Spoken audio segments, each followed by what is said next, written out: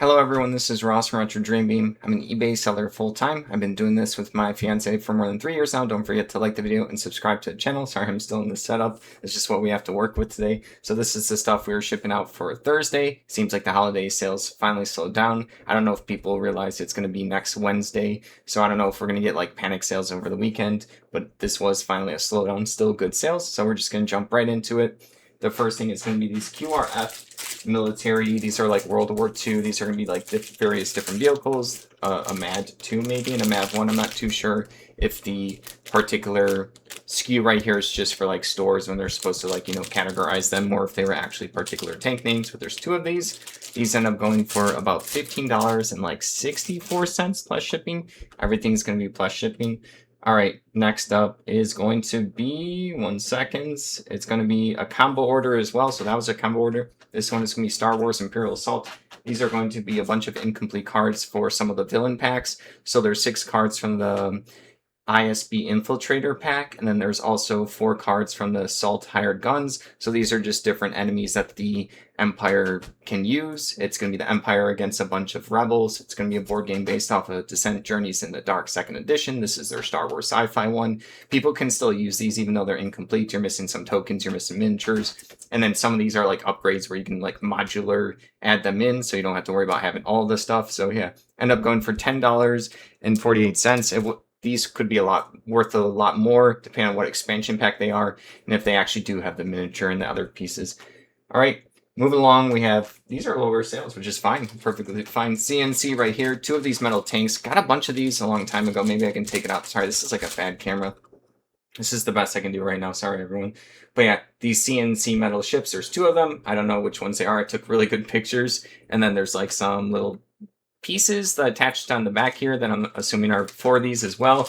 This went for $6.82. I've sold these ships before. The CNC company, I forgot what it particularly stands for.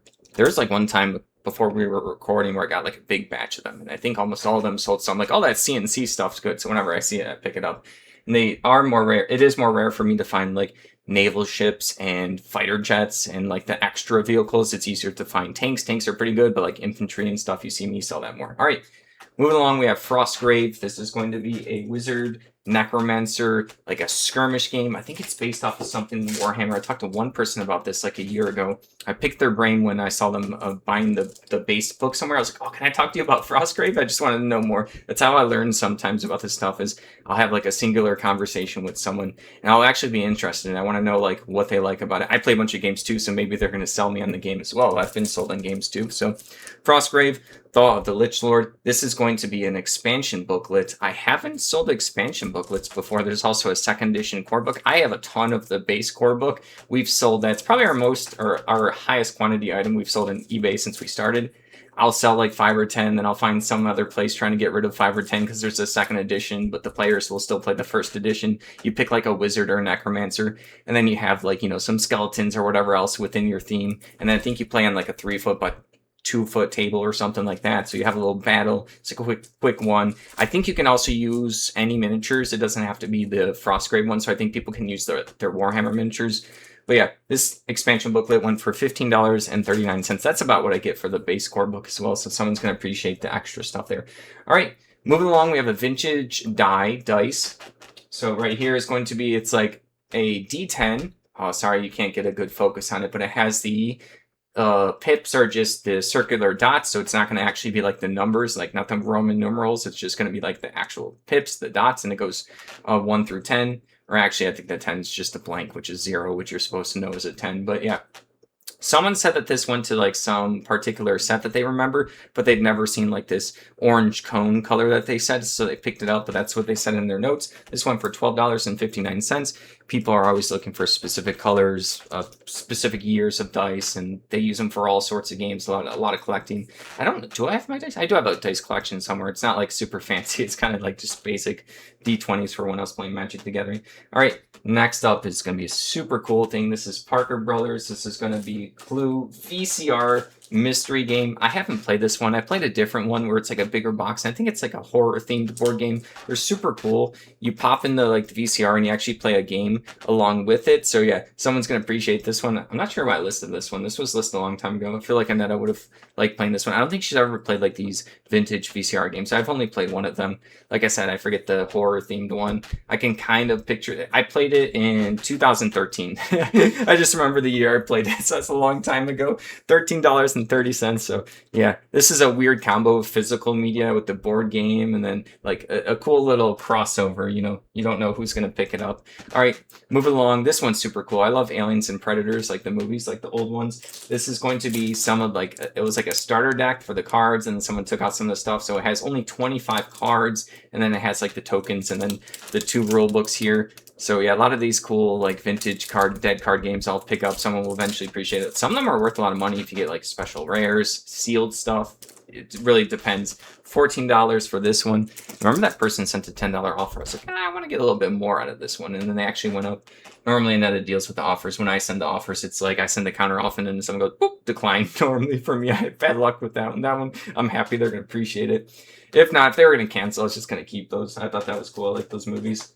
Annetta has the Alien DVD or something. We have to watch it. She recommended it a couple days ago. It was either that or Terminator 2, and then we decided on Terminator 2 to watch. Probably going to do another movie night on Sunday because we got our DVD player set up and we rearranged a lot of furniture, which is why I can't record it in a normal spot right now. But yeah, we got the DVD set up, so we've been going. We have like a couple hundred DVDs ourselves, just like our own collection. We have a lot of cool stuff. All right, next up, it's going to be this like kind of like I don't know what word to use. Tacky. I was trying to think of the word tacky board game. Big money. You exchange trillions of dollars, right? 10 trillion. This one was missing a singular $10 trillion bill. So I had to make a note of that. You know, it's not a big deal. A lot of these board games with coins or like those extra pieces, board game designers put a bunch of extra bills and coins into it so you don't run out. So in my opinion, this game's still playable with missing a singular bill or a $10 trillion bill. $10.49. People will pick up like tacky stuff. It's like pretty well designed. I had it in a baggie so you couldn't see it, but it looks like, yeah, look at it, it's a shiny board game. You're gonna make a lot of money. It fits the tacky theme that they're going for. I like the aesthetics all fitting with the board game. It shows that someone behind the wheel cared about like the game they were designing, whether it's, you know, not complex or like what realm they want or what they want to like display to you when you look at it. I think about this stuff. All right, next up is going to be SPI. This is going to be the East is Red, the Soviet War map right here for one of those war board games. These probably come in like strategy and tactics or something like that, or maybe SPI is going to be those bigger ones. They have a lot of different board games, so this is just a singular map. This ended up going for $13.99. I have a lot of these individual maps listed. This one's in pretty good condition.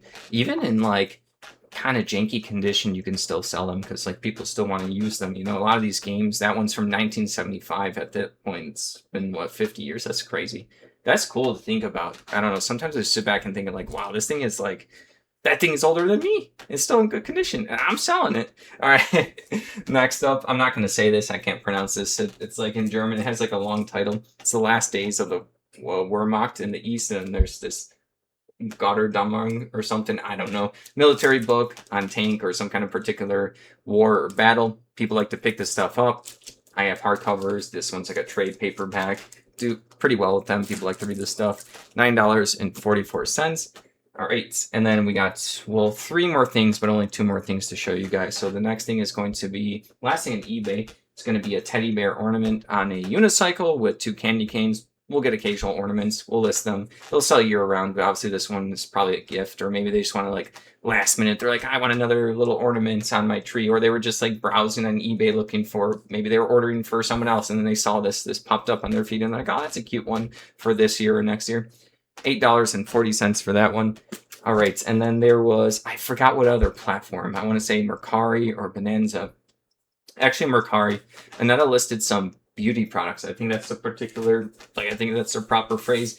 She already wrapped this one up. She had this not labeled properly, but she told me she remembered. So normally she gives me crap for when I don't label something, and then I can't find it. She'll be like, how could that mistake ever happen? I'm like, I don't know, I just forget to put the SKU number box sometimes, and it's like a whole process finding the item. So this is the first item that she listed, and then she forgot to put a SKU box for it, so I didn't have to say anything. I just had to have, like, you know, the like cocky smirk, like, oh yeah, mistakes happen. You know, it happens. So at least now we all understand how the mistakes happen. But I found it, so I got lucky, and it's important because it was like a $40 or $50 sale, and canceling this on someone would have been extra sad for them because it's probably a holiday gift. So like it would have been like a double whammy, you know, like you're disappointing someone heavily. Maybe they didn't have another gift prepared or planned. They already bought it, moved on.